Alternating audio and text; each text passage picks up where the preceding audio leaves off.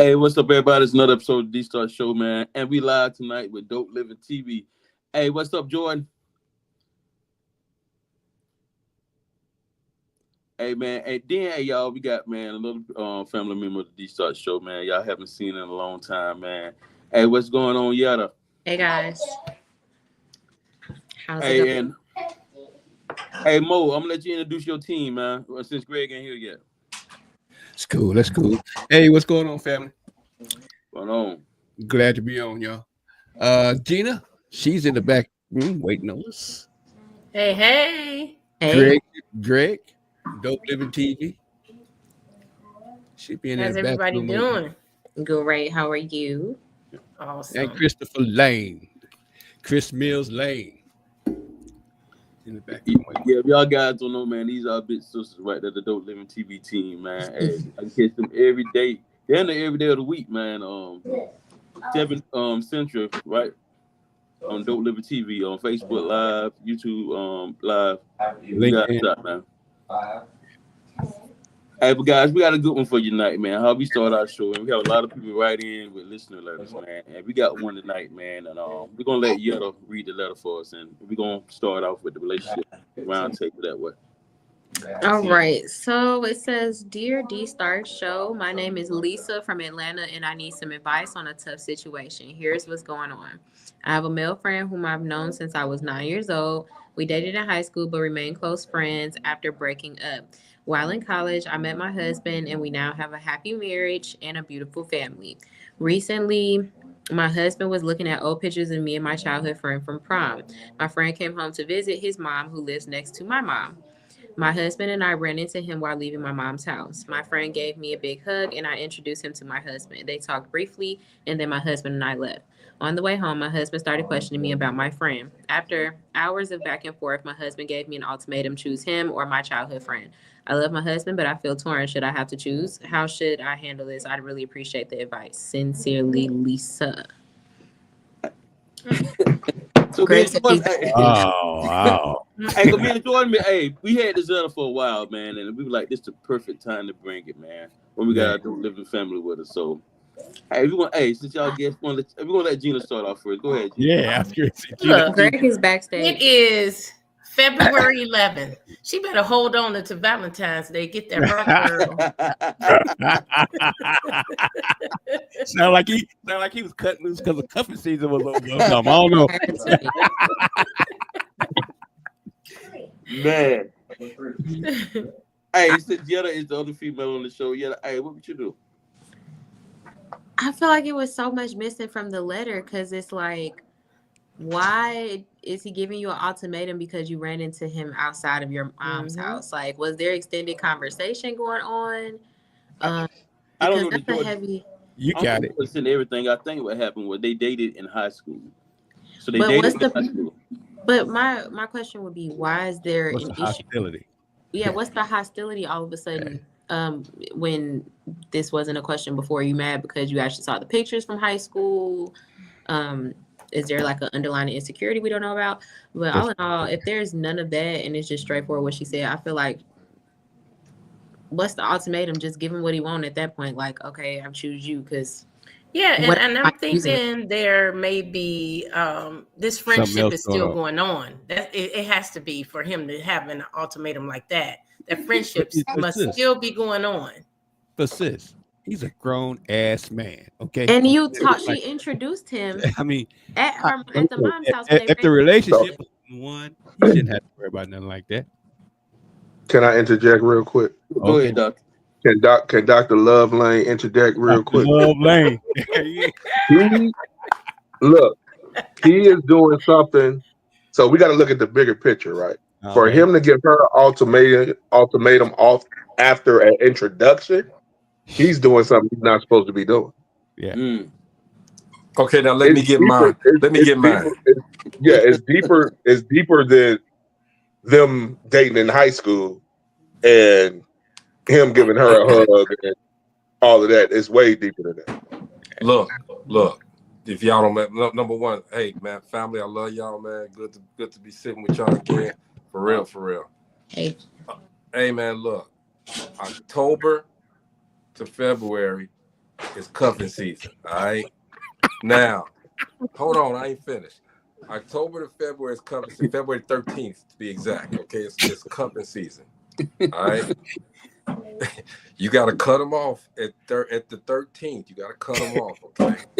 Because you don't want to be giving somebody that you just was using as a belly warmer through the winter. This her husband. This ain't her boyfriend. You dumping your wife for Valentine's Day? He not really her husband. He just playing. He's just playing. They got married. They got married in October. They get divorced February 13th. I'm telling you, it's couple season, okay? He ain't real. Trust me, it ain't real. I'm gonna shut up. Hey, Jordan. What up, Jordan Nick? What's up, Jordan Nick? What up, y'all? Jordan, me and Jordan talked about this, man, and I feel the man feel like, hey, look, y'all had relations, man, and y'all still finna kick it and be friends. That's like a hell no in my book. You know what I'm saying? But that's not what she said. She didn't say they was kicking it. She said that he don't even live there. He came to visit his mother. But in a man's world, y'all had relations one point in time. But men's world don't be reality. We still gotta focus on reality. Why you saying all these men on here? But I'm just saying, because the women's reality, what we think ain't always reality either. There's reality. There's what the woman thinking, and the man thinking. Somewhere in there is the truth. I love it, Yetta. So I'm gonna ask you a question, Yetta. So your man, a girl that he used to beat down, y'all, now they still friends and they kicking it, and you cool with that? So that's not what the letter said. But answer the question, Yetta. We got that detail letter. So we have to beat this question up because we don't know all the details. We don't know all the details, but realistically, Jordan, please step in, Jordan. I was literally just watching something earlier, and it said that people be so focused on stopping the cheating when that's literally something that you can't stop. So why are you finna stress yourself out about what somebody is doing when you stop them from doing what they want to do? You know what? The ultimatum got me. The ultimate. Don't give me an ultimatum. I don't care whether he feel this way or that way, or it looks like an elephant and it's a duck. I don't care. Don't give me an ultimatum because I'm gonna pull your card now. That's right. Please let the professional speak. Jordan, please. Jordan, come on. Hey, you on mute, Jordan. Hey, you on mute. Yo, go ahead, Nick. I'm gonna let Nick go there. It's good now? Yeah, you good. Yeah. Mm-hmm. I was saying you're supposed to side with your mate no matter what. And I ain't gonna agree with you. I feel like I agree. It do seem like it's something missing from the letter. Because I don't see why would he turn aggressive just off meeting him. Something had to have happened. He seemed insecure. And if the man was fine, he probably was like, absolutely the fuck not. Hey, Nick. I think something was going on before the letter hit. Like you said, it might have been something going on in the relationship that made him go hostile immediately. You know, it could have been they just finished arguing about somebody. That too, but you know, there's always an underlining factor to it.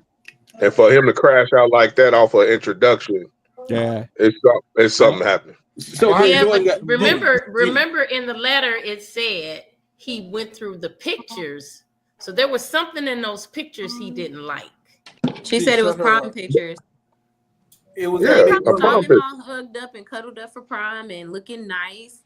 It was like, that's a nice, decent. She might have been a virgin before prom. Right. Anyway, Jordan. It wasn't the pictures. It was the big hug he gave her. Mm-hmm. Hey, that's what it was. That night. Ain't said a word. Jordan, please. Hey, the letter is a little vague, and that's okay because I'm assuming that the gentleman is probably upset about his lady or his wife at this point keeping a friendship for so long, and then probably in this man's mind, he's thinking that there is still a amount of attraction between those two people. Because, you know, when we talk about things like prom, you know, high school sweethearts, dances, and things like that, those aren't typically forgettable experiences for most people. Because if I ask all of you right now, you can tell me who you went to prom with, whether it's your senior prom, junior prom, or whatever the case may be. And I think that, again, we don't know But facial cues, body language, and things like that can determine a lot when it comes down to somebody feeling attracted to another person. I'm not in agreement with the ultimatum just based off of these circumstances. Yes. But what I will say is most men are probably not comfortable with their wives, girlfriends, serious companions having a significant amount of male friends, and especially those male friends that are like sentimental to this point. And it doesn't necessarily have to be to the point where you're gonna assume the worst of your partner. But again, I'm a firm believer that men and women can't be platonic friends. So that's a whole perspective that I'll give you, because in reality, people say that you can be platonic friends, but we can't read each other's minds. So there's no way for you to tell what that other person's thinking. They can say whatever they want to say, but there's no way to tell what that other person is thinking. And just like you can feel tension in the air, there is some science to you probably being able to feel sexual attraction or sexual tension in the air around the person. But what I will say is it's very childish if you're giving somebody an ultimatum based off of limited information, and that's what we have, limited information here. But now, had the young lady in question and the young man in question, not her husband, ever been intimate together, and that was disclosed at some point, then ain't no way. Ain't no way. And the method behind it is you never know when someone wants to try to rekindle those feelings. You don't know. So as a husband, and I think just as a man in general, being protective of things that you have, because the Bible says that that your woman is yours and you're hers. Being protective of the things you have is not a problem. But if that's something that he said and he got a bunch of pushback for it, he's already made the wrong decision in marrying whoever he's in. Because like Nick said, if you're going to disagree with me about something that you feel is so minute, then why is it a big deal? So Jordan, hey, let me ask you this, man. So evidently my conversation on cover season didn't mean nothing to y'all at all, right? Yeah, listen. We talk about marriage at this point. I get cuffing season. I'm not against you on the cuffing season rules, but it's deeper than that. Once you decide you want to be with a person forever, that's a lot of commitment, and you don't want to mess that up by potentially opening the door to have your past come back to you and fuck up everything that you done work hard to maintain. I forgot, Chris. We can say fuck on this show. Yeah, we can. Hey, what I will say is, because it's Black History Month, and going forward, Black folks, we need to stop using the N-word in public. That's been my biggest thing. We need to stop using the N-word in public, and I'm gonna let y'all get back to that. I do have to warn y'all never. HR has been warning us about N-word. But we have came up with some new ways, to saying it without saying it. But we can get a whole dictionary of ways to say it. Go ahead. I'm trying to remember. In the letter, did it say how long they were married? Let me go back and see. Hey, you want to read it again? Because we got a couple of listeners that jumped on late. We can read it. I can read it again. It says, my name is Lisa from Atlanta, and I need some advice on a tough situation. Here's what's going on. I have a male friend from whom I've known since I was 9 years old. We dated in high school, but remained close friends after breaking up. While in college, I met my husband. We now have a happy marriage and a beautiful family. Recently, my husband was looking at old pictures of me and my childhood friend from prom. My friend came home to visit his mom, who lives next to my mom. My husband and I ran into him while leaving my mom's house. My friend gave me a big hug, and I introduced him to my husband. They talked briefly, and then my husband and I left. On the way home, my husband started questioning me about my friend. After hours of back and forth, my husband gave me an ultimatum: choose him or my childhood friend. I love my husband, but I feel torn. Should I have to choose? How should I handle this? I'd appreciate your advice, Lisa. Hey, before I didn't hear it right. Hey, before we go, I know we got some comments though. Let me just address these real quick. So the first see the one that said yes, speak George. It's tax season. They cuff until April 15th. Amen. Amen. Ain't going no damn well. That's great.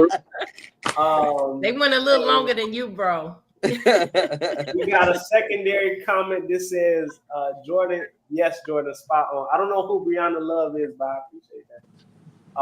And then this other one says, related to Chris. Please read the letter again. We did that. And then the last one says, what kind of hug was this? That's right there. But here's the thing, though. I think it all really boils down to, as well, is that this man don't seem very confident or secure in his marriage at all. Because we have to think about, like, if we're gonna be politically correct, y'all know that there's people that have been friends. Like let's talk about like white culture. There's people that have grown up next to their next door neighbor and they've been friends for decades upon decades. So if you run into each other on the holidays, y'all gonna speak to each other. May even go to a bar or something. But if that's just what it is, even if we dated while in high school, she was single in college and met her husband. I don't think that as a grown man, you need to be worried about somebody she dated in high school, especially when she does not see this man often because he doesn't live there. How often is she running into this man at her mother's house? There's a lot of things that wasn't said in the letter. I'm thinking it's more to their relationship than just running into him at the mother's house, because there would be no ultimatum if they didn't have a continuous relationship. Why is she feeling conflicted in the first place? Because I think he made her stand on the fact that they're friends. So most of the time when a woman feels threatened about a friendship, it's like, well, we've been friends since 9. And he like, I don't give a damn about that. Like, but the one, I got to sneeze. Bullshit. One question on the screen for y'all, and we can talk through it, but I got a question because this is what will make a lot of sense. Now y'all can talk through it. Can you be platonic friends with someone you have sex with? Ooh. That's what we get. Platonic. That's not platonic. It's no longer platonic. So my point is, with the question, if they have relations together, then there is no more friendship. That's somebody who you were involved with. That's an ex. No, it's still friendship. It's still friendship can happen. Okay. In a world, so it could be a situation where it wasn't even what it was supposed to be, what you thought it was, and now they just friends. Hey man, they'll never want to do it again, and now they just friends. I boned a lot of my friends. Yeah, I've been there. I've been there before. But this is the one. But, okay, so here's the thing: you can't, by definition, you cannot be a platonic friend and have sex. We're still cool. You just can't. Like, by definition, platonic refers to a relationship that is a close friendship where there is no romantic or sexual attraction. All right, so let's switch it up a little bit. You still in love with that person. You still in love with that person because you still be friends with them. If you still got feelings for that person, but y'all didn't make it your ex, can you really still be friends with that person? Is D talking? Real friend. Yeah, D talking. I don't know what kind of hug that was, but evidently he got more vibe. Oh no! So this is what I'm thinking that's left out of the letter is that they're a young couple. Like, they're not far removed from college. They're not far removed from high school. Because if they're in their 30s, 40s, they're not worried about that. They're not far removed from high school and college, meaning when they got married, is the other thing I took from the letter. Because for him to be that upset at the hug, I mean, 9 times out of 10, it wasn't no disrespectful hug. Because if the husband is standing right there, it's not going to be a disrespectful hug. Hey, I know what happened. She fucked around and told me my first. Hey, even then, though, as a grown, pure man, and don't forget, they said they went back and forth for hours talking about it. So through his interrogation, he found out some things, more things happened that he knew about originally. But we're still talking about timelines. You can't control what happened before you. If I was not with you during this, I didn't even know you during this. You can question me and I can give you the full-blown spiel about it. But my thing is, again, missing from the letter, if they never see each other, don't even talk, and they still consider it a friendship, because it's like, oh, if we see each other, we say what's up, we catch up outside of our parents' house, so they live next door. If it's just that and y'all don't text, talk, link up, nothing, I don't think the husband has anything to worry about to present the ultimatum. This is what's missing. This is what's missing. Unless she ran to him and hugged him, since they live next door. Dude, look, that hug that they did, he caught a quick boner while they was hugging. See? That's what the problem was. That's what happened. That hug was a bug. That hug was. I mean, they either had to run to each other and hug each other or something. Something had to happen. It was like the husband and wife was walking hand in hand in the car. I mean, to the car. Nope. He was. I'm gonna tell you. They got in that car and got to talking about the guy. Husband asked her, "Did y'all have sex?" I bet he asked that question. She probably. But see, that's one thing. Right I agree. I agree with y'all.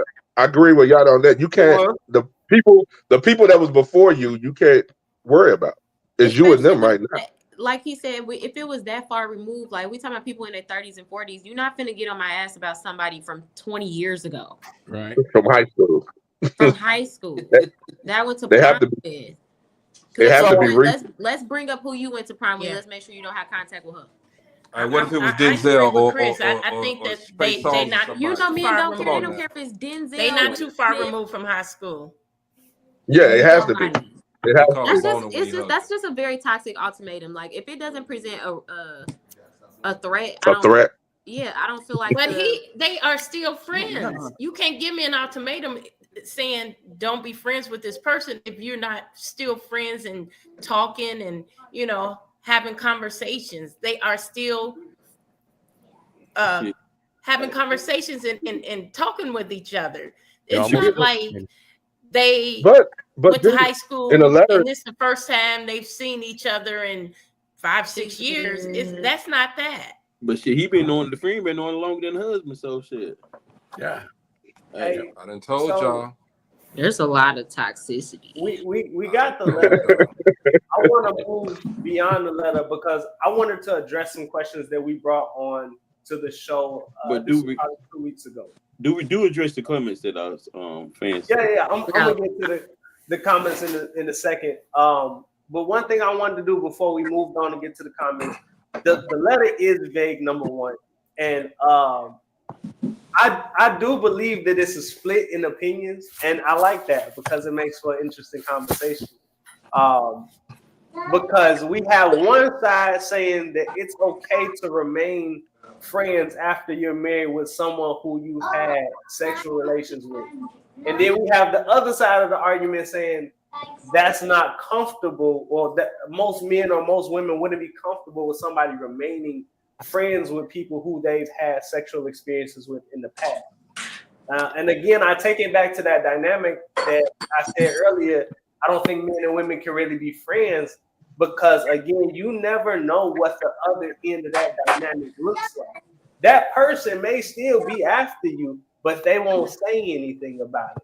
But still, they have to mask those feelings. So is it better to be with somebody who feels a different way about you or be around someone? Or is it better to just avoid that situation totally? But I ultimately feel like it depends on who you're with. And y'all, that's a sentiment that y'all have to set up front when y'all first start dating.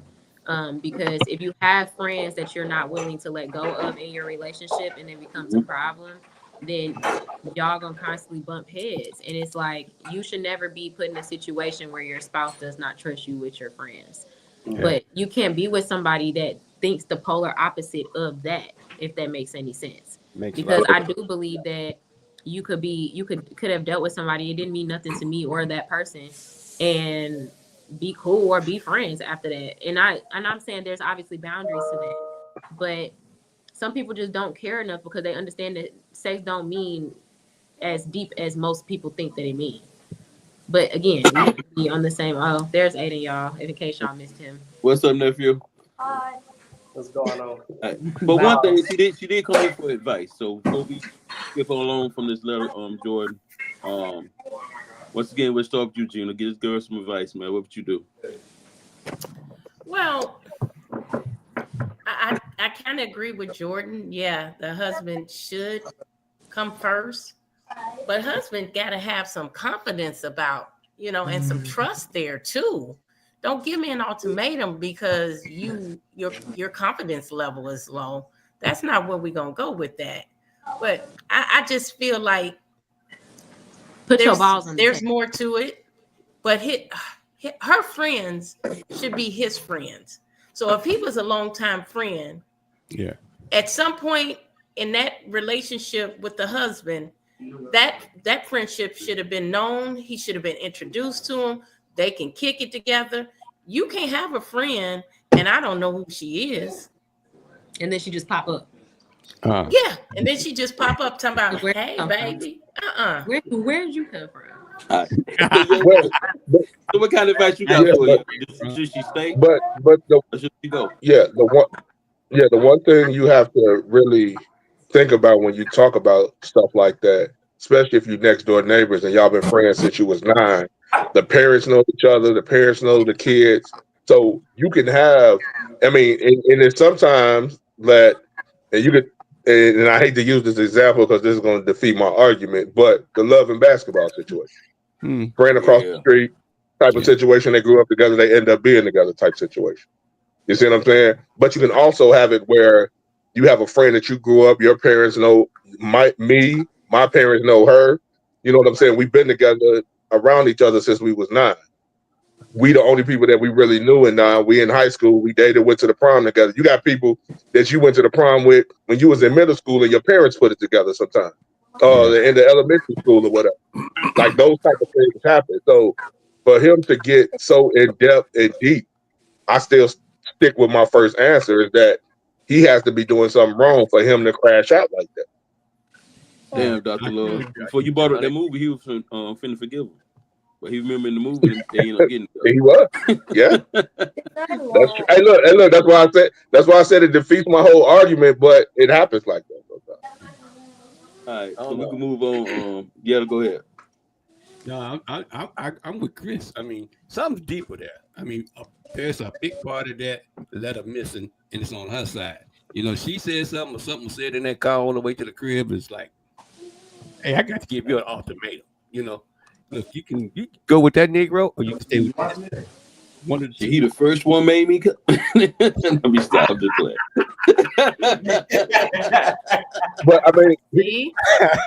But but you want me to tell you what the real reason was? Now that I'm thinking about it more and really contemplating over it, he was her first, and she told him that in the car.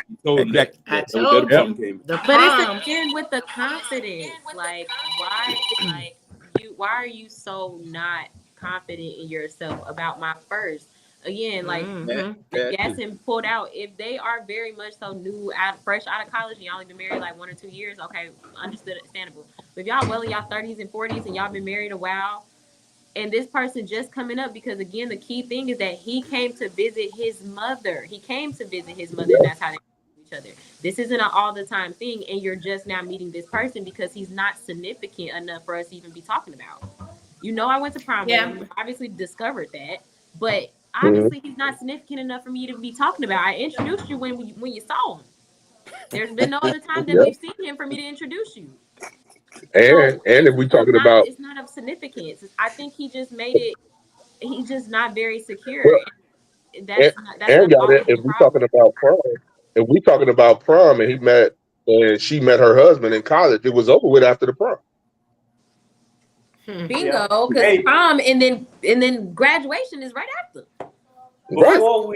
Before we get back into it, what we got from Greg or Nick? Final comments on this, and we're gonna move on. We're gonna get to the comments. Greg, Amen. Cuffing season. All right. Cuffing season don't mean it's just 1 year or 1 season. Cuffing season could be the whole marriage. Okay. So my thing is this: number 1, he's insecure. But number 2, she got a little guilt. She got a little guilt too, okay? Because if she has to say, I'm confused or what should I do? What the fuck do you mean? What should I do? That's your husband. You know what you should do. All right. Right. You know what you should do. You're a whore. Stop. Okay. Don't do that. Hey, don't do that. Don't do that, G. Damn, Rick. That dude. I'm sorry, Jordan. Go ahead, man. Y'all don't give me a microphone. Don't give me the microphone. Don't give me the microphone. Go ahead, Nick, man. You got something to add to the conversation. Well, my advice is protect your marriage and don't let something weird or old or stupid interfere with your marriage.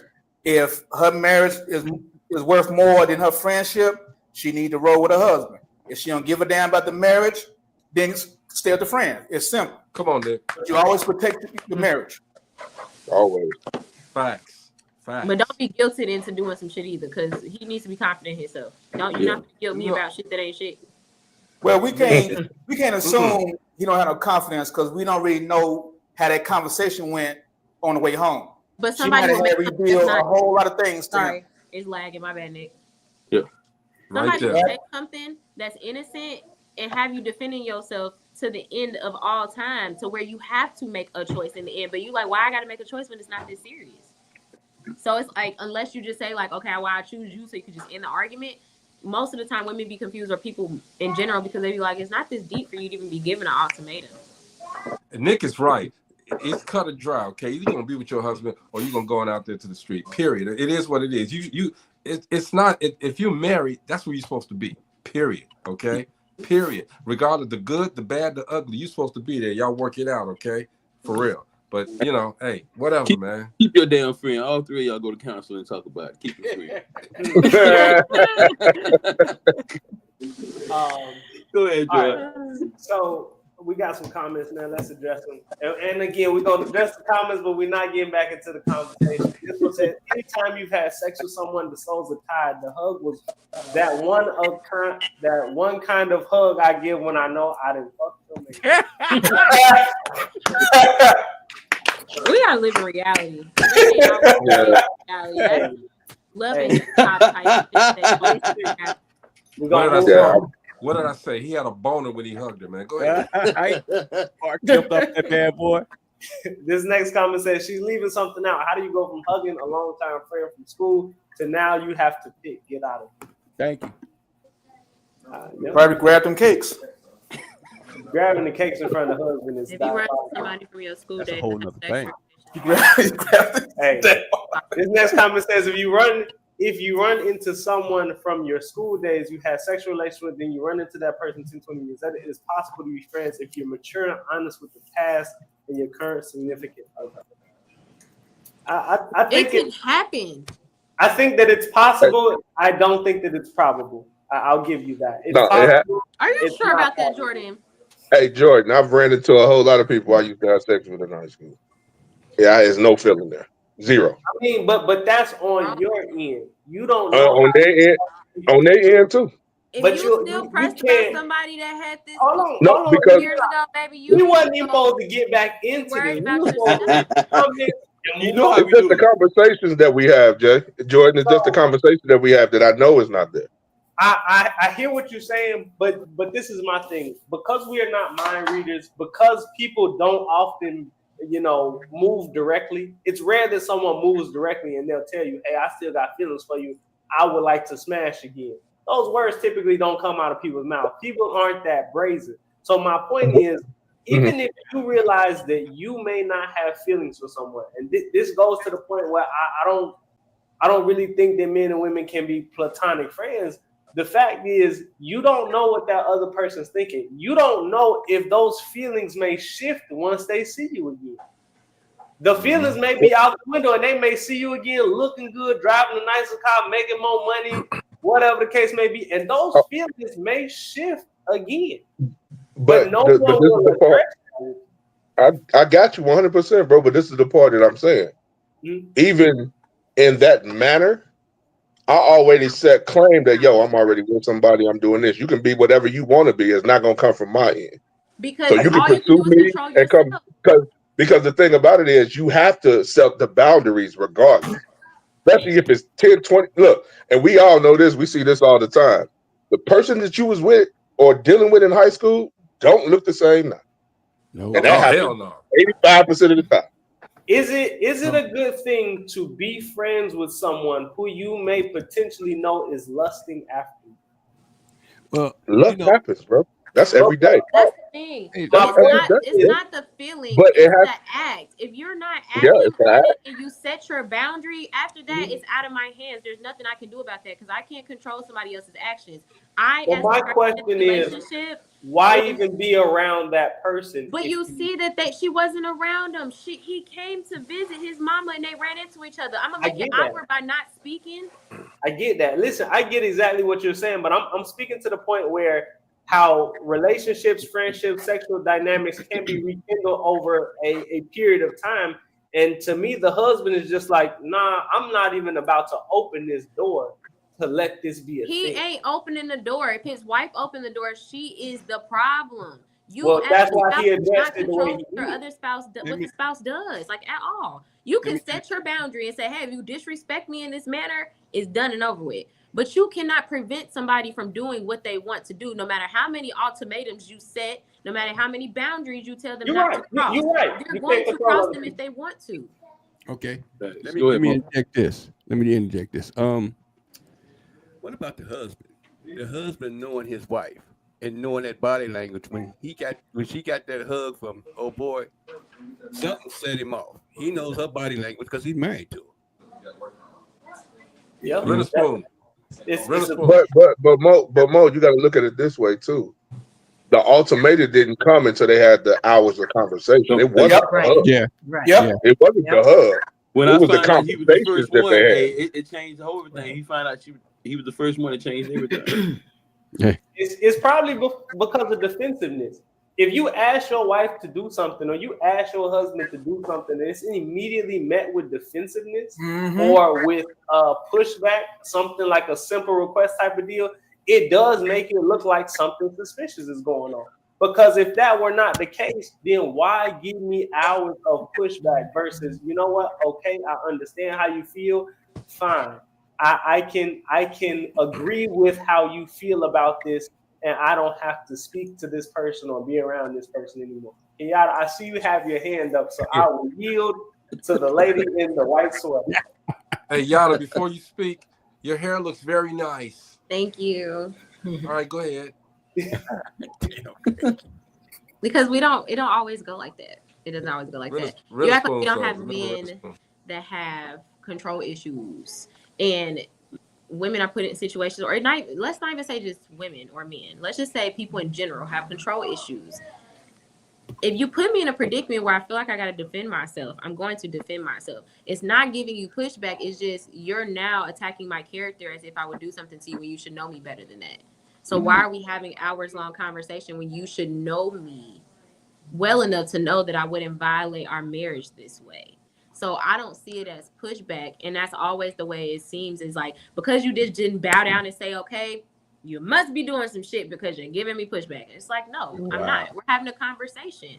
This is a conversation because you believe that I would do something to violate our marriage. I want to know why you would think that, or why are we having this conversation? Why you feel like you have to give me an ultimatum? Right. Because you should trust your spouse ultimately. And that's the thing. People get into these situations and they don't even know who they with. You're not even aligned whatsoever. So y'all having these headbuttings when you should know what your spouse is capable of. And if you're okay with what your spouse is capable of, you can be like, I know that nigga's gonna go cheat. Excuse me, you're not supposed to say N-word. I know that man is gonna go cheat. Oh my God. I know that man is gonna go cheat. So yeah, I'm gonna question you because I know you're gonna go do that. But if that is not in question, or you just feeling insecure and you start handing out ultimatums, you put people in a situation where they have to defend themselves and defend their character. That ain't pushback. To me personally. Last comment, real quick, Kenyatta. This says, when he hugged her, he gave the husband that wink, like, yeah, I'm gonna hit this soon. You read too many erotica books. Happens in books. You read between the lines. That's what Juicy doing. Hey, and this other comment here says, "What's up?" It looks like what's up, brother? How you doing? But you know what? I hear all sides of this, and don't get me wrong. Being in the relationship that I'm in has taught me a lot. I've experienced a lot of things, and I pretty much know my fiance. But what I will say is, to the point where if we have an argument about something, then it's got to be deep, because we typically don't argue. We reasonably talk through things. But from the letter that I was listening to that Kenyatta read, if it started out as a conversation that escalated into an argument, at that point, the gentleman probably sat back and realized, it's like, you know what? I'm arguing with my wife over something that I don't feel is that much of an ass. And I get the point where we're talking about being controlling and being insecure and things like that. I do know that that's an issue with some men and with some women and things like that. I get that. But my point is, if you make a simple request of your significant other, in my opinion, it shouldn't be that much pushback. That's just me. Because if you married someone who values how you feel about things and who values not ruffling your feathers when it comes to situations from outside parties, then it's not going to be that big of a deal for her to say, I understand how you're feeling. That's not a problem. I'll cut this person off, or I'll cut that person off, whether it's the man or the woman, regardless of the fact. Because men are not doing that. I don't think that's true at all. I think that realistically, men and women both make a lot of sacrifices to make their relationships work. But if you don't want to make those sacrifices, then at that point, your significant other's probably going to look at you a little bit. Man, the tables are flipped. This is what I'm doing, man. Hey, I'm just finna make my wife understand, hey, look, this is my friend. I'm not finna cut off a 30-year friendship just because you're not happy with the friendship. But can y'all, and I know Dr. Love said yes, but can you be friends with somebody who you already had sex with? Yes, because sex ain't as intimate as people think. Like, if y'all just, Greg said he just I'm not gonna be. It used to be that way. It used to be that way, but nowadays it's not that way. Like, people have sex all the time and don't have feelings. Especially men. No feelings at all, bro. And the other part, and Jay, the other part too is this. Sometimes giving your significant other an ultimatum from what you're thinking can push that person into the arms of the person that you think is going to ruin the whole situation. Yep. And now they want to see what you saw that they right. And then now they're trying to get you back because they gave you that ultimatum instead of having a civil conversation and setting the boundaries instead of making the ultimatum first. Thing. Then, you see what I'm saying? I think that when we talk about pushing someone away from you because you said something that they didn't like, and then going to do the thing that you said you didn't like, is just simply retaliation out of spite. I mean, let's be honest with what it is. It is. If you're gonna be with a partner that's gonna be retaliatory against you because you have feelings about a certain topic, you probably shouldn't be with that person. Because retaliating against someone because they've expressed their feelings, and we talk about this shit called emotional intelligence all day long on the internet. Always. We talk about this all day long. And one thing that I understand, I guess, about being emotionally intelligent is being able to understand someone else's perspective about a situation. The wife isn't doing that. The wife is pushing back on her husband's perspective, even if it's, hey, I acknowledge how you feel, blah, blah, blah, this, that, and the third, this, how I'm going to move, this, how I'm going to do this. But it's more of like a pushback type of thing. And I mean, Kenyatta, I will argue that if you ask your man to do something regarding being in contact and communication with somebody who he's been sexually active with in the past, he would say, you know what? I understand how you feel. That's not a problem. I'll take care of it. Versus starting an argument with you about the said situation, because now you're going to look at the situation like, well, damn, why is it really that important to you to be in communication? But you know what, Jordan, it all depends on how he brought it to you. If he came in a disrespectful, type of way, of course, you're not going to just be like, yeah, I understand. You have to have the right type of communication. It's not what he said, it's probably how he said it. Yeah, and you know what?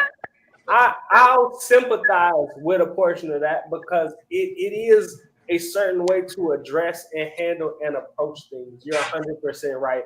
When you go into an argument being aggressive or being belittling or being condescending or not caring about how you speak to a person, that can end way left field. But the message is still received. So even though you can say, hey, I don't appreciate how you're talking to me, that doesn't negate the fact of what's being said is what's being said and has to be addressed at the same time. But also you have to look at it this way too. How many arguments when you're in an argument, not having a discussion in an argument, that you're listening to comprehend and not listening to respond to what the other person is saying? Only thing you heard that he was better. Well, I mean, again, when we're talking about mature people, when we're talking about even mature people, Jay, even mature people. Well, this is my point here. Mature people have conversations; they don't have arguments. Once you start arguing, you're trying to prove a point now. You're no longer trying to understand. You're trying to prove your point. And the only way that some people prove their point a lot of the time is by what? By being right or feeling that they're right. So if you got two people going back and forth and one's right and the other one's wrong, or the other one's right and the other one's wrong, that's no longer a productive conversation. You're just trying to show that you're in the right in this situation versus understanding, which that doesn't benefit you because you can be right sometimes and still be wrong. Right. Yeah, no, and that's 100% right. But the thing about this situation is she said in a letter that they argued for hours. Hours. I have a scenario as well. Why are we as grown people still trying to dictate who other grown people have friendship with? And I say that to say that you sit back until there's something that sparks you to then give the ultimatum. Wow. But if you just met somebody and you ain't seen nothing, there was no inappropriate conversation, etc., you might not be okay with them being friends of the opposite sex, but it is quite delusional for you to think that you can control who your spouse is friends with. Well, when you decide to get married, you give that authority to your mate. No, you don't. Quite delusional. I'm still a human. I'm still an individual. You give that authority to your mate. When you decide to get married, you get that authority. If you don't want to give it up, then stay single. Hey Nick, I think it's not authority. It's more boundaries. You get boundaries. You get respect. It's respect. If you want to take a you don't give somebody authority. That's the part that's not being said here. It's respect. It's respect, and it's disrespectful for her to have a friend. If she slept with him, he shouldn't even be friends. They shouldn't be friends. That's disrespectful for her husband. That is disrespectful to her husband. That's not true, Jay. I don't feel like that's true. It is true. Because again, it's not. No, it's not. What you do in high school doesn't dictate what you do as an adult. What you do in the future. And if they that's true. That's a friend. So when you're in high school, so you telling me that when you're in high school, a person you had sex with high school, when you were young, dumb, to you becoming a mature adult affects the whole situation, is what you're telling me. Why are they still friends? But here's the thing: they were friends since they was 9. It's gonna cause problems in your marriage. But they were friends since they was 9. They were friends. It's like they were obviously neighbors. If we never fell out, had a falling out, and we just went our separate ways, people use that friend word very loosely. You're not my enemy. This was somebody I grew up with. I said he's a friend. That ain't mean he's my bestie. We talk every day. That's somebody I go on walks with, talks with, have emotional conversations with. People use that friendship word very loosely. And I think it's quite delusional that people are going above and beyond to think that it's something more about when it's something in the past. Allow people an opportunity to prove you wrong before you give an ultimatum. If they showed you that they can't respect the boundary, then at that point, give the ultimatum. But just based off the fact that this is somebody of the opposite sex that your significant other dealt with previously, I don't think that's grounds to just exit all communication, especially if they're respectful of your situation. Now, if they're disrespectful, they gotta go. But that wouldn't even be an ultimatum. Yeah. Because the fact is, don't bring your ex-lover into my circle. Don't bring your ex lover into my circle. But see, that's the thing. That's the thing about it. So everybody that's on here is not the same person that they were when they were in high school. Right. Don't make the same decisions either, because the men I picked in high school is not the men I would pick today.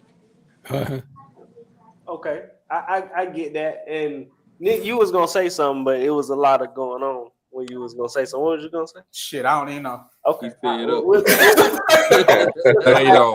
say this, man. You know, but you know what? If she cherishes her marriage, I would leave old boy alone. If she cherishes her marriage and it's causing problems, that person has to be X'd out of there. You have to, let that go. But Gina, hold up for a minute. Thank you. That just reminded me. What I'm hearing is that this friendship is so weak, it's not even worth fighting over. Yeah, but Gina, she barely see the guy. So why are you giving me an ultimatum about it? Why she fighting, trying to jeopardize her marriage? Why you give an ultimatum about it? It's a friendship. But it's your marriage. But is the marriage in jeopardy? Is the marriage my on new the friendship line? over your marriage? Is the marriage in jeopardy? But Nick, let me ask you this one question, big bro. From one meeting, this is his first time meeting old boy. All of this came about. Thank you. No, this came about after that conversation. After the argument. But it's still from one meeting. But Chris, one meeting I do not believe that this is a friendship that was. She haven't seen him in years, and then today they ran across each other. I don't believe that. I believe it's more to the friendship. This friendship has been going on for a very long time. Why doesn't husband know this? Why haven't he met this good friend? Because they haven't been talking. Because they haven't been talking. Exactly, and he don't live there. So if this is my first time seeing him since me and you been married, we seeing them together. So if they don't talk, why she fighting for him? So what you say? This. Exactly. I'm with you, Nick. I'm with you, Nick. See, Nick, you right here, Nick. But this is what I'm saying. This is what I'm saying. The ultimatum came from, like I said, what I gathered from the whole situation is that he was probably hurt first. He's the first, yeah. That's what I gathered from the whole vagueness of the letter. That caused the argument to move forward to what it is. But then it goes back to what I said. If she lost her virginity her prom night, and now she met her husband in college, first year, second year, third year, senior year. Hold on, Gina. First year, second year, third year, or senior year, no matter when she met her husband, because if it's her husband, 9 times out of 10, it was what? Maybe sophomore year. Her whole freshman year, she was focused on school. And if you met your husband from your senior year up until now and y'all married, it was nothing between them that happened after prom. But that would mean that's not a friend. That they can't be friends. Friends. How they can't be friends, Gina? They've been friends since they was 9 years old, next door neighbors. I'm gonna be How are they still friends now? 10 years. That's a lifelong friendship. What do you mean? They were neighbors. They grew up together, Gina. They grew up together. And I'll go back to what you had to say. I'll go back to what you had to say. Then you're using that word friend very loosely. Before we go back and forth, because we let Gina, Dr. Love, and Keanu talk. Greg, what you got? Greg, what's up, Greg? You really want to hear it? I'm being a realist, okay? Arguing, disagreement, feelings, all of that stuff. To hell with it all. I'm the cleanup man. I'm gonna watch y'all mess up, okay? And when she done, and she want to cry on somebody's shoulder, she can cry on my shoulder. All right. I will make it a business that any woman that got a problem, I'll do it right now. Y'all got problems? Call Greg. All right. I'm gonna do a billboard. I'm gonna do a commercial because y'all know I can do it. I've been in the business for a long time, okay? Call Greg, okay? I'll make you feel better, okay? I'll make you feel better. Told y'all that he just slept with a lot of his friends now, boy. Y'all better. Hey, look. Like I said, what I did in high school and who I am now are two different people, bro. Two different people. So I will sleep with your friends too. Just call totally me. two different people. It's like you could have thought it was good, and then after that, you're just like, we're just better off as buds, and then you just became buds after that. Like, hey, so But- listen, I want to because I want to ask some of these questions that we had a part of the last show because we had an hour here and we've been going back and forth. Hey, we keep it moving, dog. Hey, we just gonna do this square. If Don't Live in TV got time, let's roll. Listen. So this first question is, can you tell the truth all the time in your relationship? yes. No. Yes. Can you tell the truth? Whether it helps you or hurts you. Whether it helps you or hurts you. I'm gonna tell the truth. You're supposed to. I'm too old to put all that. Give me one at a time. I'm telling the truth. Give me one at a time. I'm done. Go ahead, Greg. Hold on. Go ahead, Greg. I'm too old to play. Okay, I'm telling you the truth. Yeah, you look bad in them jeans. Yes, you I'm all of that. I'm telling you the truth. It's over. Yes, you ran over them hills because you gained a little weight. I mean, but I'm telling you everything. I got to tell the truth. There's no way in the world at the age that I'm at now that I should be up here lying in my relationship. My relationship, I'm sorry, is perfect in my eyes. It's perfect. I don't have a problem. Because we joke, we laugh, and this. I don't care. Tell me what's bad, tell me what's good. We're good. I ain't gonna lie. Next. What about you, Kenyatta? What about you? I have learned that lying does me no good. So yeah, it's like you might as well tell the truth. No, but seriously, if you're with somebody that genuinely loves you for you, even though it might hurt to find out the truth, it's worse for them to find out a lie. And I've come to realize that in my current relationship, don't lie. It never gets you anywhere. They're always gonna find out, and then you're gonna fuck around and find out. They're gonna leave your ass. So it's like you get more bees with honey. They'll respect you more for telling the truth. They might be a little hurt, but you can get past that if they know the truth. Okay. Yeah, I figure that. I'm bad at lying, dog. So I will tell the truth, dog.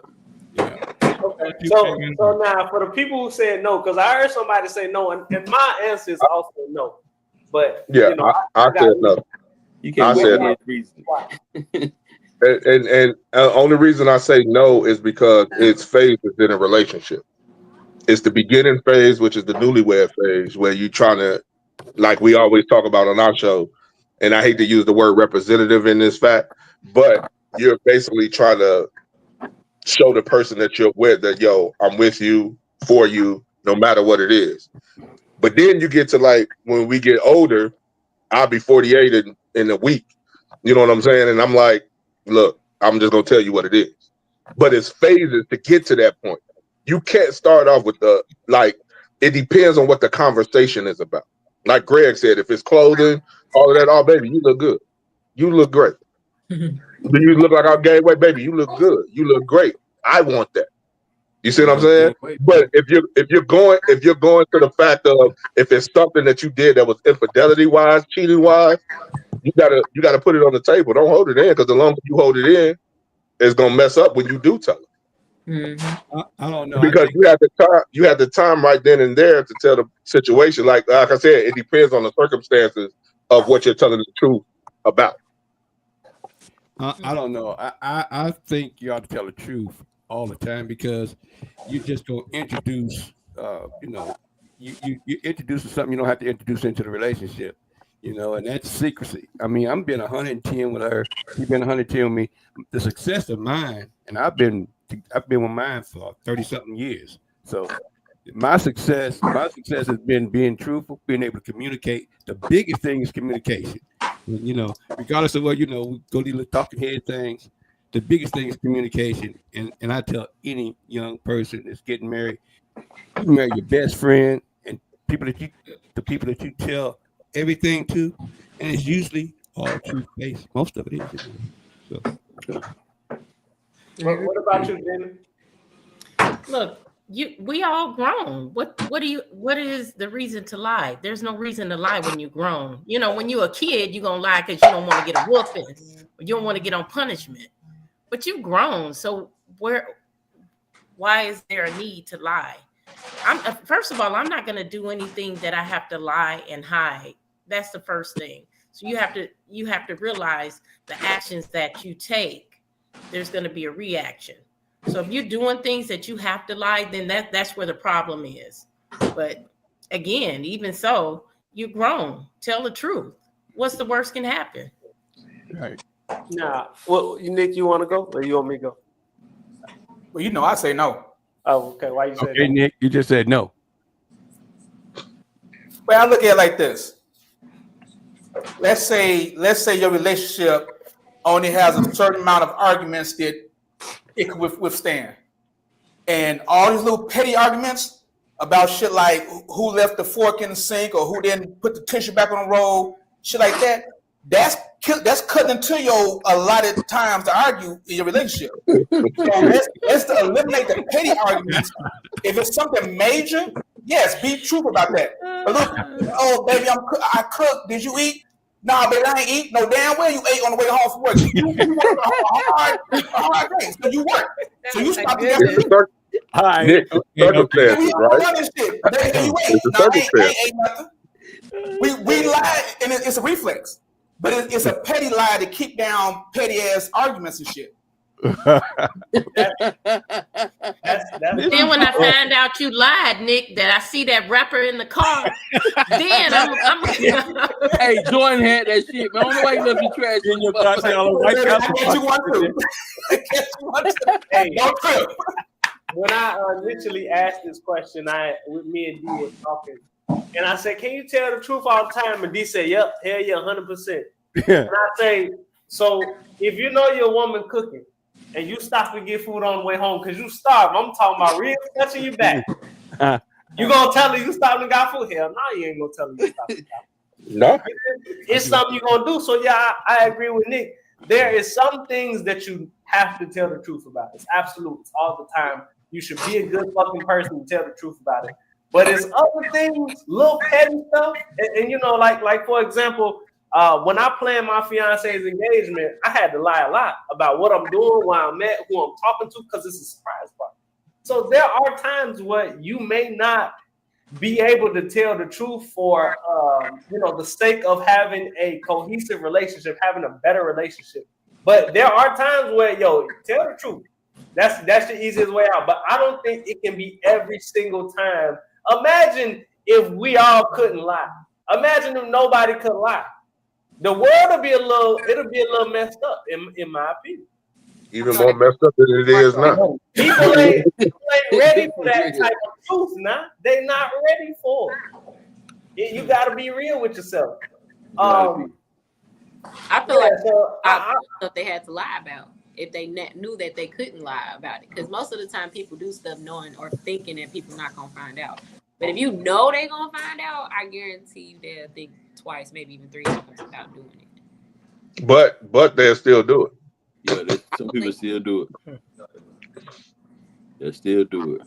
Hey, they always try to cheat the system. So they're gonna see if they can figure out a way to cheat the system. You're gonna have that one. And then after that one get away with it, everybody gonna be doing it. And it's like, did I really lie though? Because I kind of put the truth in there a little bit. Right. Oh yeah, if I don't tell you the whole truth, that ain't a lie. If I just tell you a piece of the truth, it ain't a lie. I can lie to you. You can't ask me about everything. Omitting is lying. If I ask you, sorry, go ahead. If I asked you, did you come in at 7 o'clock? And you came in at 7:10, you're lying, telling me that you came in at 7 o'clock because you really didn't. You came in at 7:10. But if you knew he came in at 7:10, why the hell you asking did he come in at 7? But you knew that I knew. Because asking did you come in at 7? Don't lie, because that's omitting information, which is lying. Well, don't ask the question if you don't want the answer. No. So the way that we look at it is like this: if you ask that I come in at 7 o'clock and I came in at 7:10, I say it's still a 7 in that motherfucker. There you go. This is why. There you go. I say, rent a spoon.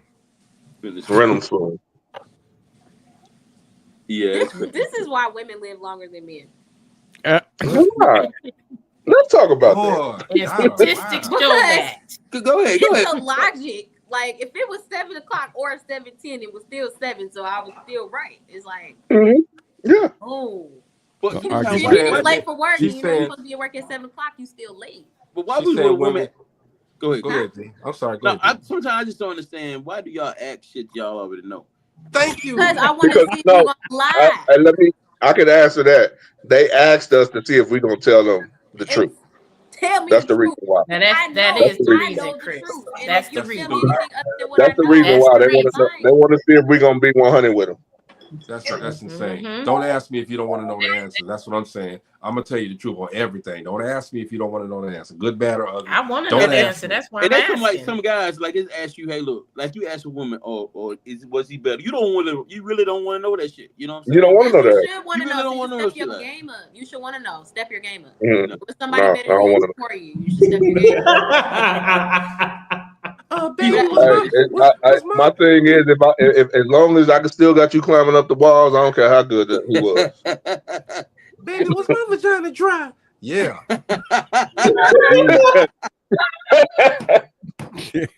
Yes, it was very. They don't want to know the truth. Boy, it smell a little funny in here. Yeah. But she should want to know that so she can fix that. Like, why? I don't. It was very dry. Why do I have to have inclusions and scrapes on my dick? I mean, I don't get it. Wow, that's great. What? Not great. Follow-up question. Do you always want to know the truth in your relationship?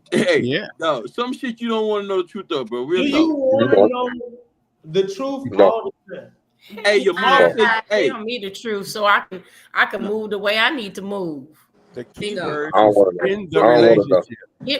Give me. Don't take that opportunity from me. Don't take my choices away from me.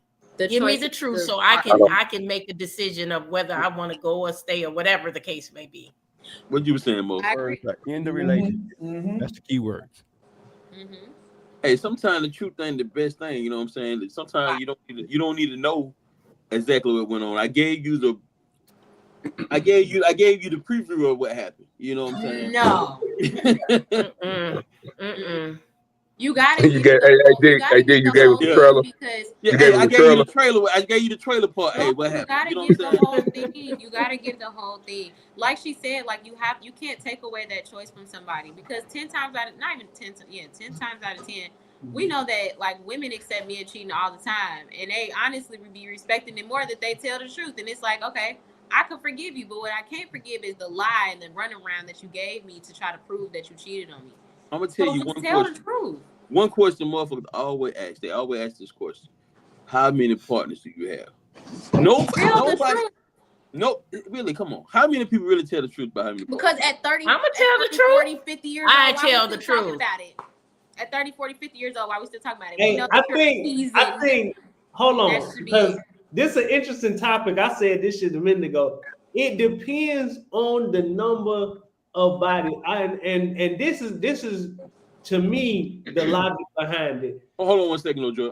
My body count is under 2 digits.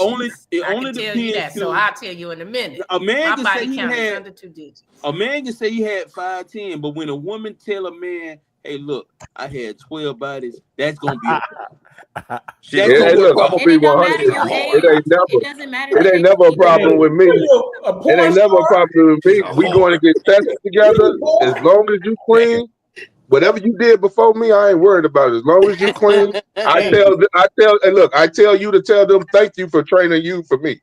I'm not worried about what you did. Got a question. Hey, now, would you be willing to be with a person?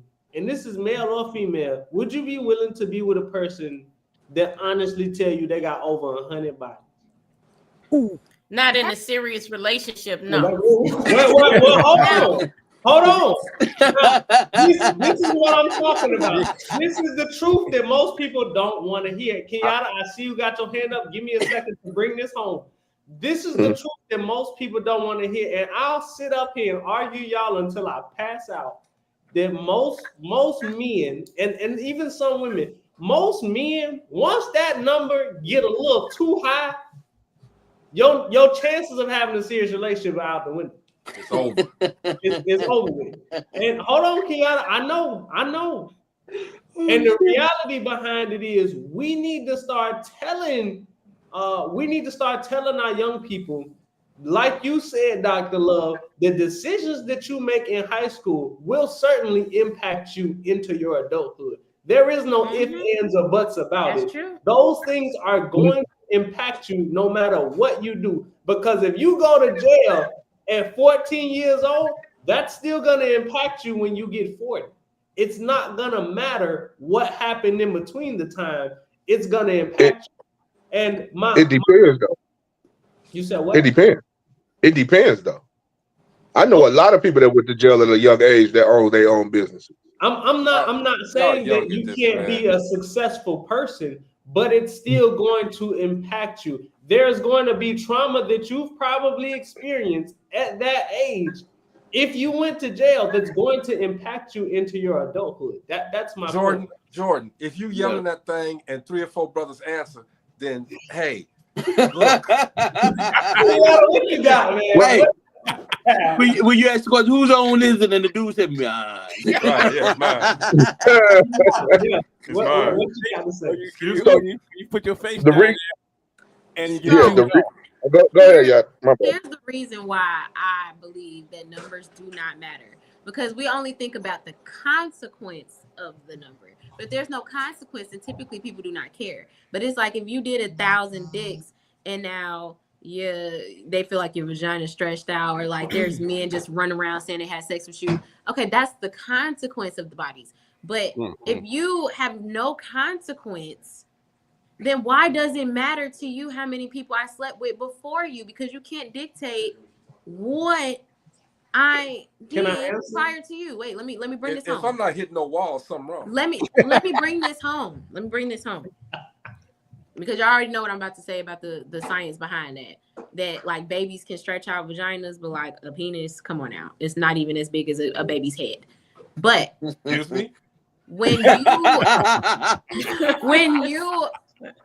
the consequence, because you gotta think about it, usually we associate the consequence with like a baby, STD, or you got multiple baby days because you was having sex with 100 men. I've seen women have babies on their first time having sex.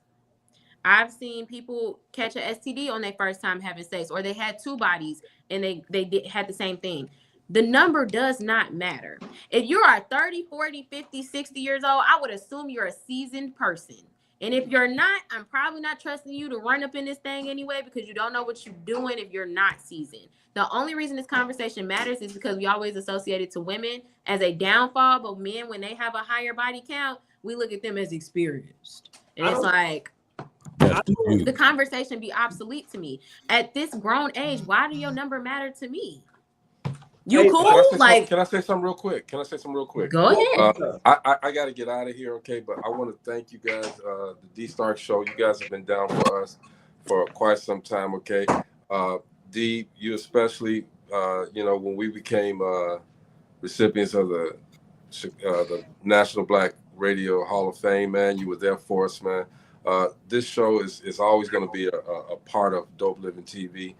We appreciate you guys. Jordan, I met you first, man. You know what I'm saying? We had a conversation. Didn't even know each other. We talking over a biscuit and a cup of coffee. But, literally, you guys are very, very, very much a part of our lives as well. I'm on this college tour right now speaking, and I bring up the D-Stark Show all the time, okay? So, man, when they commit to letting us come out there and do what we're going to do, man, believe me, man, it's going to be so lit. It's going to be so lit. But I thank you guys for having at least the wherewithal to at least include us in your family, because you're always going to be part of our family. Likewise, Greg, we appreciate all the opportunities and all the feedback and everything that you've done for us thus far. And I know what you'll continue to do for us into the future. We appreciate everyone of your cast members for coming on today. And even though you got to leave, I say we take this out to 1:30 because this conversation is getting pretty good. And I want to hear some of the other opinions on this body count situation. So, Greg, thank you for coming out. Dope Living TV. Wait, hold on. Before you go, today is the anniversary of Nelson Mandela being released from prison. Ooh, amen. History fact. That's what we do. Black History fact. Black History Month fact every day. All right, family. All right. Yeah.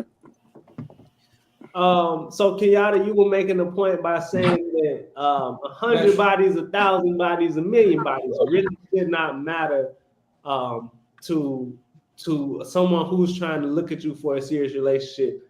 before I answer this or before I respond, does anybody else have anything to say? Because me and Kiana go back and forth for a minute. Well, I guess. We ain't going back and forth today. Quick thing to say.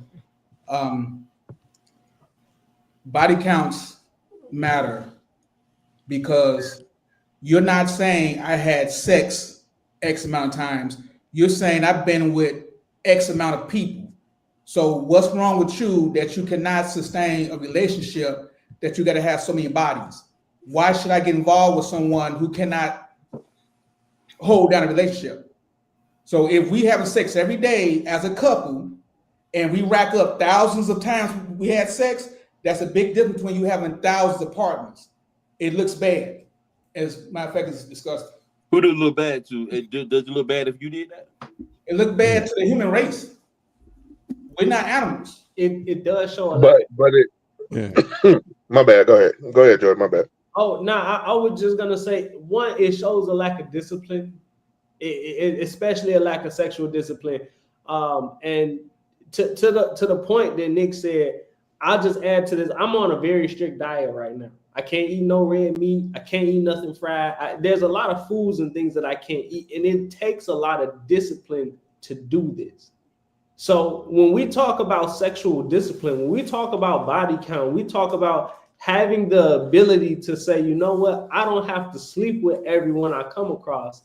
It takes a mature person, number one. And not only that, the psychology, the mindset behind someone who is steady sleeping with people and sleeping with people and sleeping with people, these folks got to be studied.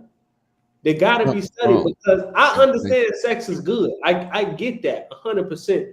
But once you get to the point where you've let 1,000 people enter you or 100 people enter you, or you entered into 100 different women, at some point, there's got to be something that snaps in your mind is, you know what, this is probably unhealthy.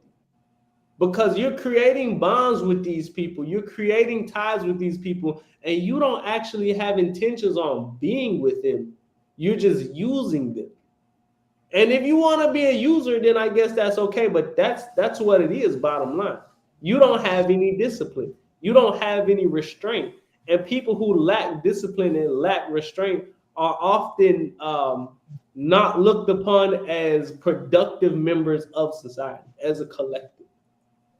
And that's my point. And Kiana, I would say that the damage that sleeping with multiple partners has, I believe it damages, men as well as women, but I believe that damage hits harder for women, just typically because of the sexual dynamic behind men and women, the differences between men and women. And when we talk about being able to choose a good spouse or choose a good partner, I will argue that Dr. Love, D, Mo, myself, and Nick, if we were to approach somebody and people had their body counts on their foreheads, or them people are higher than Gina's double digits, or higher than that figure that we got in our mind that should be allowable, then people will probably be lonely. I don't think so. And this is the reason I don't think so. If we walked around, because we would have to walk around with the number and if it was a disease attached to it. Because most men think a woman with a high body count is easy to get. They got burnt. So, yeah, and it's not about so the ones that's like 10, 12, men like, oh, I gotta work for that. Somebody to tell you, oh yeah, my body count 30, they'd be like, oh yeah, I can get that. I probably can get that on the first day. You know what I'm saying? So, but this goes back to your psychological situation that you just talked about. Because when someone tells you that body count, they're like, okay, yeah, I can probably hit that. Because I'm not going to say a lot of men, but a ratio of men are not looking for relationships all the time when they're having sex. Now, this goes back to what you said too, Jordan. More women look for relationships when it comes to sex. You see what I'm saying? So when it actually said and done for a man, some men really don't care what the body count is because they're like, oh, I can get that. Well, I think women. Go ahead. Go ahead. No, well, I was going to say. Go ahead, Jeff. Some men, if they're saying they don't care what the body count is, that's because they probably don't know that actual number. But what I will argue is that any stand-up dude, and I argue with y'all for a long time about this, any stand-up dude is not gonna want to be in a serious relationship, like Gina said, with a woman who's experienced so many other men in her life. And that's not necessarily me bashing women or me saying that women should be the only ones who control themselves, because that's not true. That's not the case at all. But I will say, if you look at the dynamics between what happens between men and women when they have sex, there's a lot more emotion involved on the woman's side. And that's why I said it's a detriment for women to pour out their emotions every time they have sex with a man. And even if they're not pouring out their emotions, it's even a bigger detriment for women to treat sex like a transaction. It gets even worse for both sides. And the quicker that we start telling our young women and our young men this, maybe we'll change things. But we can't sit up here as grown adults and honestly say that the number of people that you sleep with doesn't affect your mindset or your ability to sustain a healthy relationship. But what really will matter about a body count is where you are in your life. Are you looking for a serious relationship, or are you just want to be out there playing the field? If you out there playing the field, you don't care about the body count, because it's going to be a hit and quit anyway. Mm-hmm. Right. So you can meet somebody that got 100 body count. You don't care. We're not going to ask those questions anyway. We don't even ask those questions when we start dating or we get interested in somebody. But what you should be looking at is what their personality, what are they doing? You can hear in the office, women talk about, man, he done slept with everybody here in the office, right? And then you still have women jocking on him. Why are these women still jocking on him when you know that he has slept with every woman in the office? Because they think they got to pee, they got gold on they pussy, and this the one that's gonna catch him and keep him in the relationship. And I would say that, realistically, Jenna, just thinking about women dynamics, and I'm not a woman, so I can't speak for 100%. Most women want the same dude. If hold on, hear me out. Most women are attracted to the same general idea of the guy that they perceive they would want to be with. And if you ask a woman, if nobody is trying to get if nobody is saying that your man looks good, your man is this, or your man is that, nobody else finds him attractive, I think that there's some shorties may be worried. You got a hand up. Go ahead, Yoda. I see that. I would have to disagree. There are some women there, because it's the same for both genders. It's a lot of niggas that want to hit women because they heard about. Sorry, it's a lot of Negroes. That's a more word. That want women that, and I'm not saying want like in relationship, but they want to have relations with a woman that they've heard about. So you noticed that she done slept with so and so and so and so because you done heard about that pussy before. Mm-hmm. Same thing with women. Men be thinking that women want the same man for the relation part of it. Now there are some women like you provided this for her, so I want that. We talk about sexual dynamics. I'm not talking about right. So even the sexual dynamic, yes, women want men that they done heard that they got fire dick. Absolutely, that is definitely a thing. However, it's the same thing for men. Men want women that they know got fire coochie. They you ain't hearing men talking about they thrashing something that they heard was trash. And if you are, you ain't telling nobody. That's a funny point. Yeah, I'm made up differently. When I got into a relationship, I was in it for long term. I was married for 17 years with my first husband, and then we divorced. And then my second husband, we were together for 17 years, and he passed away. And I'm into 8 years now with my current husband. So I'm not looking to get I don't want the man that somebody else wants. I don't want that man that everybody else then had. You gonna take him. I don't want him, because when I get mine, I want it to be mine. I don't want to share. Bingo. So it's the makeup of that person, whether you in it for a long term or whether you in it for a hit or quit it. It's all about what you're looking for. If you still have a dynamic, it's never gonna be for long term anyway. Because the mindset don't be right. The point that I wanted to make there was that you find that man attractive, so I'm assuming the other women will also find that man attractive.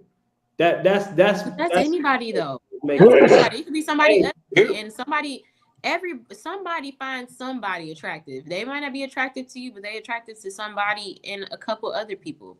I don't feel like that's really a point, because everybody's attractive to somebody.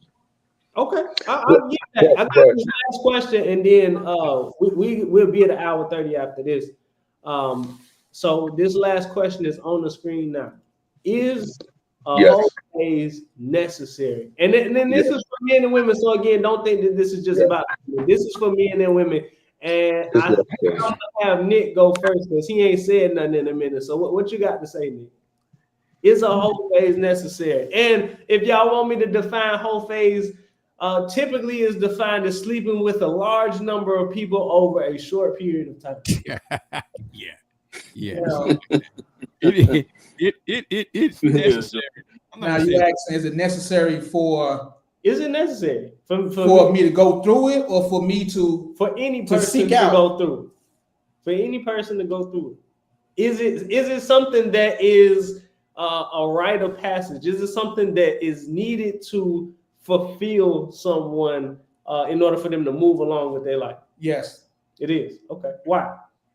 Because if I'm having a slow season, I'm going to come on something.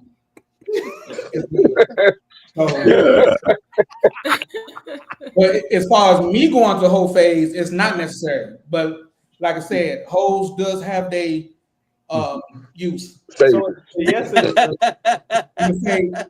I'm gonna say 50-50. Yeah, I'm gonna say 50-50. So me personally, I say yes. My motto has always been, a man should never be married in his 20s. Yeah. Coming out of college. Because for one, you're not financially ready. Because you're trying to build your career because you just graduated from college at 22. Or you just started a job at 18. Either way you want to look at it. So you're not ready for the long haul. But I always said a guy should never be married in their 20s so they can get the BS out their system. Even though college is supposed to be the whole phase, is what they talk about. That 4 years in college, people would be like, oh yeah, that's supposed to be the whole phase. I believe it's longer than that because you have to build yourself up. Me, I say no marriage in the 20s, married in the 30s, because you should be where you at that time in your life and your career at that time. So I always say, and excuse me, ladies, that goes for women too, because women have to build themselves up to where they want to be in life also. Like the 20 years is supposed to be you discovering yourself as an adult, because you're we talked about earlier, the high school phase and the adult phase are two different things. And for guys, like, women mature faster than guys do. And it takes guys more time to mature. They probably made their first $1 million, $500,000 deal. Now they out here tricking and doing whatever they want to do. That's that time to have that phase. You know what I'm saying? But you might have some men that get out of college and was raised by both parents, grandmas, or whatever, and they had to be mature early.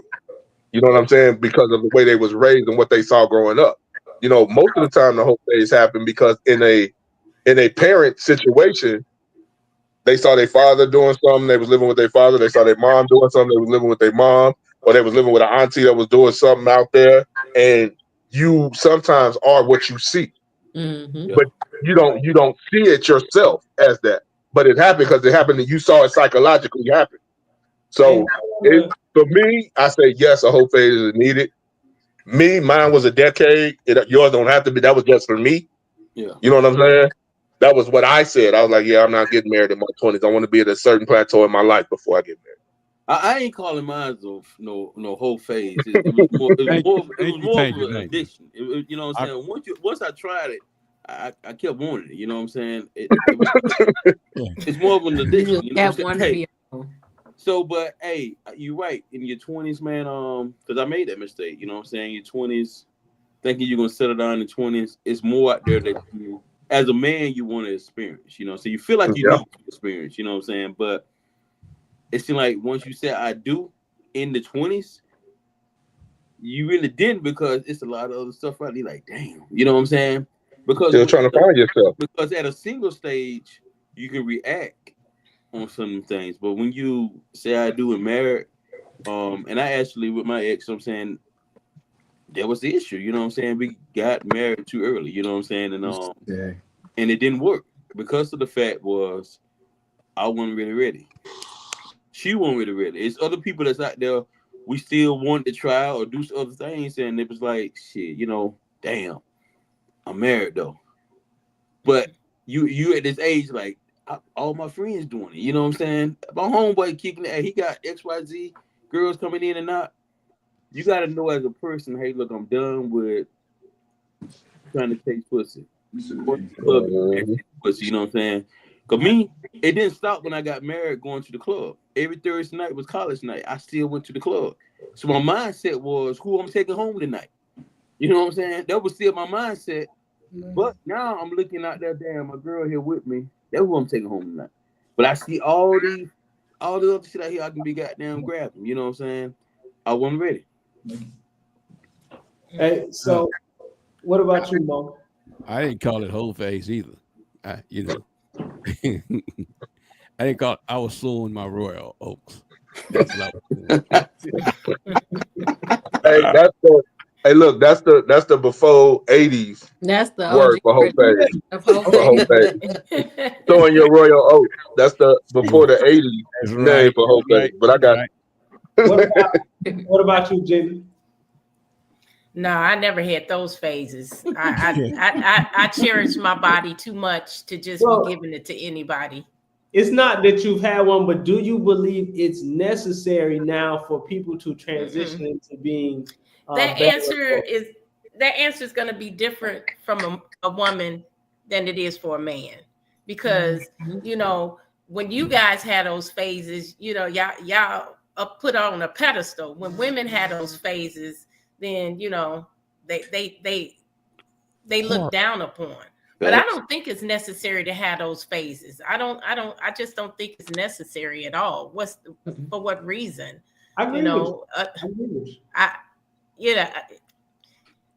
We go through all kind of phases, but it doesn't necessarily have to be a whole phase.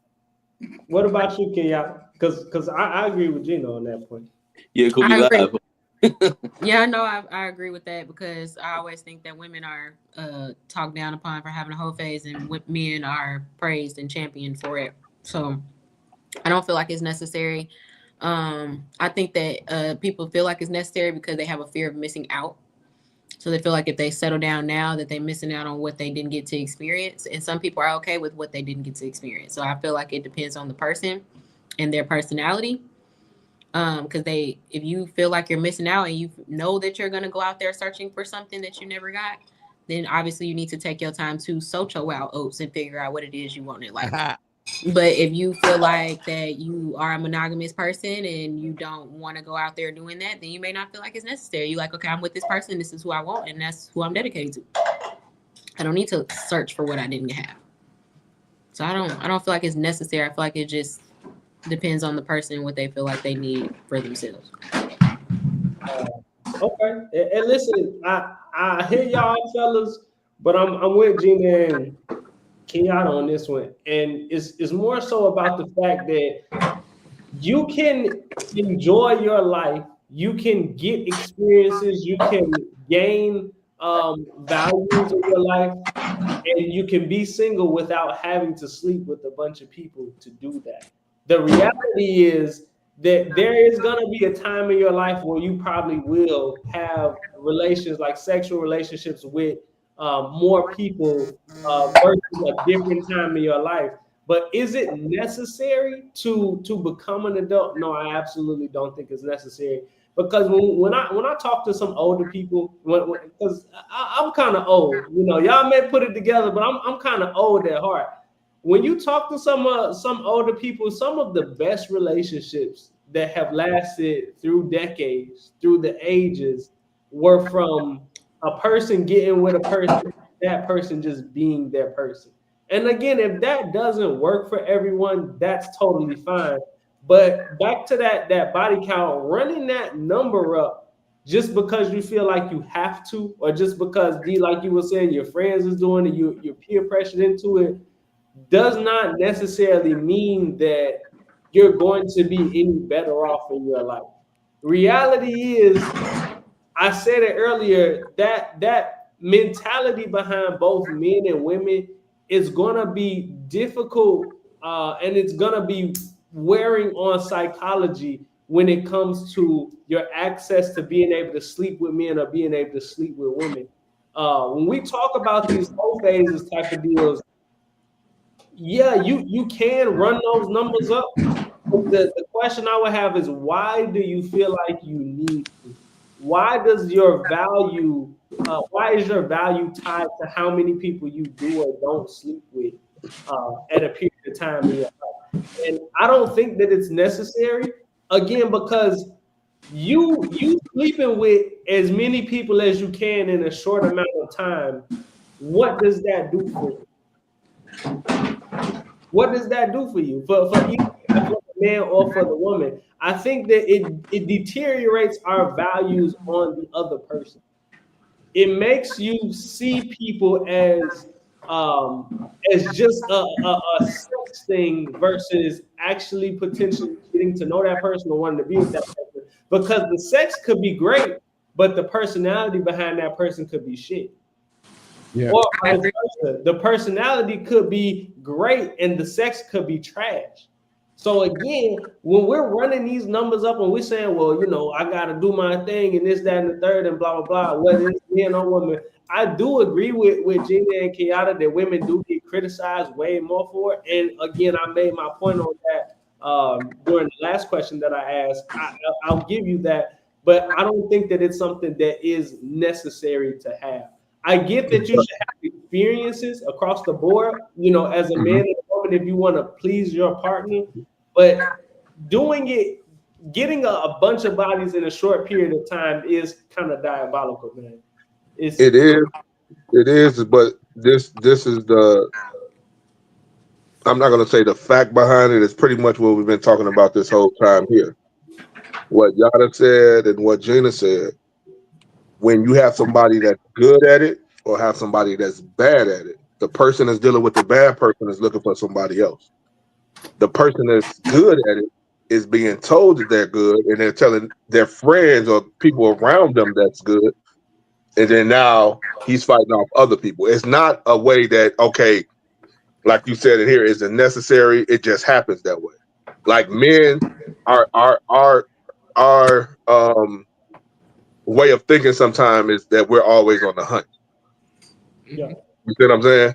When it comes to women, we're always on the hunt. So we see a woman, first thing we think about is not first thing we think about, but when we see a woman and we're physically attracted to them, we're trying to get them. Mm-hmm.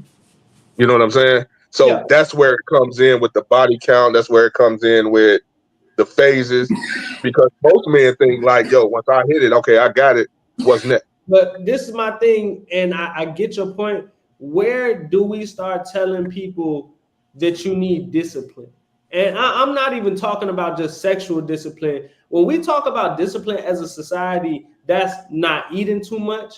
That's building healthy habits like drinking water, eating healthy foods. That's going to the gym. That's sticking to a routine. That's committing to something. And people who lack discipline to do things oftentimes don't end up with a greater quality of life as the people who can show some level of discipline. But how often do you find someone that can be disciplined right off the bat? Well, it's gonna take time, but if you're not working at it at all, then you're never. Takes the whole. Wait. It takes the whole phase to make you be disciplined because you like, I'm tired of this. You got to be tired of something to become disciplined. I get what he's saying. I'll say this much. He's not saying it's necessary. He's saying that he's not saying that you need to just go fuck 1,000 people and that's just that. He's saying that you need to have the experience so you can develop the discipline. If you never endeavored on that, then how would you develop the discipline to not do so? Let me say this. I get what you're saying, but I don't think discipline is a thing that necessitates a long period of time. So if you've slept with 200 women in a short period of time, I would say within a month or so, not a month or so, a year or so. A year or so. Man, boy. A year. Hey, look, Jordan. Even a year is like, wow. But that's my point. So at some point you gotta start telling yourself, okay, do I need to do this? Is this something that I need to survive? Can I do something different? Am I able to control my urges and control my actions to get me to a better spot in my life? Because a lot of prominent men, a lot of great men and women in their lifetime have succumbed to not being disciplined sexually or whatever the case may be, and look at where they are now. Well, I mean, but you got to look at it this way too, Jordan. Though you got to look at it this way. It's a lot of women and men that's in the pornography industry that's married, and they got bodies on top of bodies that you can see. Literally. You see what I'm saying? It's not. Yeah, but this is the way I'm going with it. The way I'm going with it is this. It's not about. I get what you're saying with the discipline part and all of that, but is it easier to be disciplined, or is it easier to be like, all right, I'm gonna go do this? Like, to have the discipline that you're talking about, you got to have a mental, spiritual, all of that has to be there. It just don't happen now. You know what I'm saying? You got people out here that are just go out and be like, yo, this is what I'm doing right now.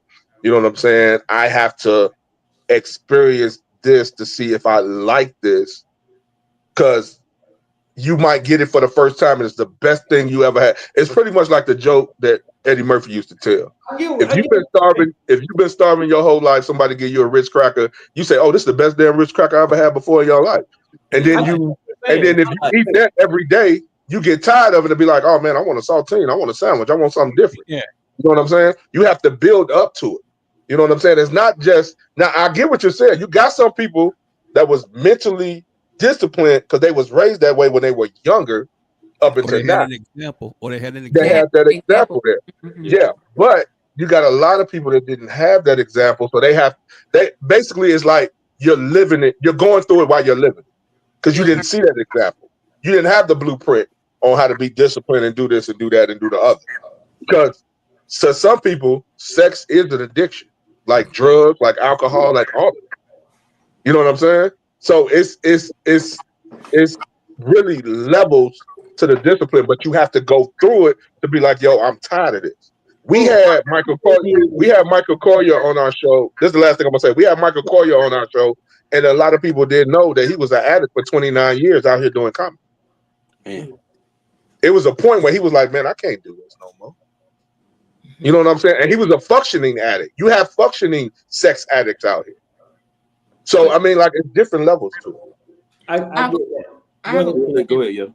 My question, because I understand both things, and I feel like both things that we're all saying are correct at once. Most definitely. I feel like it does start when you're young and you're an adolescent or even just growing up. If you never have anyone teaching you discipline, it's not something that just happens. It's something that is a learned behavior. And we see that all the time, especially with little boys, that people promote them to be promiscuous and to be more sexually active. They have to then do some reverse psychology in their own head and then learn to have discipline because they were taught to be sexual beings. Same thing with girls. If you were taught to be fast, and to be a sexual being too, you have to then teach yourself to have discipline to not act the way that people were promoting you to act. So I think that this is a question that it has so many different perspectives and dimensions to it. But it really boils down to it's not something that you just have. It's something that's taught. Yeah. But all right, guys, man. Hey. I just want to talk all night. I'm not gonna talk no more. I'm gonna read these comments just so we can acknowledge the listeners, and we're gonna be out. Rico Martin always joins the show. Nick, what's good, man? That's Rico Martin. He always joins the show. Shout out to Rico, man. He ain't missing episode. We gotta send the size so we can send the merch. We gotta send the merch. Next comment, TJ said, "Yo, Nick again." Let's see. TJ says yes. I don't know what he said yes to. Maybe he'll respond later. And it says, y'all putting too much thought into this question. Okay, all right. And then it says, everybody here did somehow activities. He wanted to say hoe. He wanted to probably say hoe activity. Yeah, everybody here did some hoe activities is crazy. Speak for yourself. And Rico Martin says, appreciate y'all. Listen, this has been a wonderful conversation. I would love to do this again. I appreciate Dope Living TV.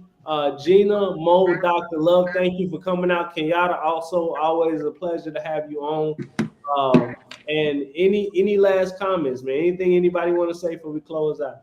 It was a pleasure. Hey, man, I enjoy y'all show, man. You know what I'm saying? Like when Greg told us about it, we was like, yeah, most definitely we get on D's show. Mm-hmm. You know what I'm saying? That's family all day, every day. He's like, what time? He's like, as soon as ours over with, because we normally do a meeting on what we're gonna talk about the next show or who we're gonna think about having next week. We was like, nah, let's go on and jump on D's show. He support us. We got to support him the same way. Right. You know what I'm saying? So that's why we're here, and I enjoyed every minute of it, man, because we were able to really, dig deep into some real conversation and issues that we have as humans. Yeah. And we left a lot of perspectives on each other, man. Hopefully we can take that back and think about how we think about things a little bit differently. But most definitely. If nothing else, argue with y'all again. If nothing else, it's been another episode of the D Stark Show, man, and we out, baby. Peace.